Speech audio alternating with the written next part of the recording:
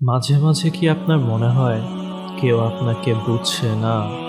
ভেতরের কষ্টগুলো পাহাড়ের মতো ভারী হয়ে আছে, কিন্তু কাউকে বলতে পারছেন না। শুনুন, যে কথা কেউ শোনে না তা আপনার রব শোনেন। যে কান্না কেউ দেখে না তা আপনার আল্লাহ দেখেন। এই রমজানে আপনার সমস্ত অভিযোগ নিয়ে জায়নামাজে বসে যান। দুনিয়ার মানুষের কাছে চাইলে তারা বিরক্ত হয়, কিন্তু আল্লাহর কাছে না চাইলে তিনি রাগ করেন। সিজদায় লুটিয়ে পড়ুন। আপনার চোখের জল আল্লাহর কাছে অনেক দামি। আপনার কি এমন কোনো বড় স্বপ্ন বা মনের আশা আছে যা পূরণ হওয়া অসম্ভব মনে হচ্ছে? তবে হতাশ হবেন না। কমেন্টে নিজের বিশ্বাসের সাথে একবার ইয়া আল্লাহ লিখুন, আর এই ভিডিওটি এমন কাউকে পাঠান যার এই মুহূর্তে এই সান্ত্বনাটুকু খুব প্রয়োজন।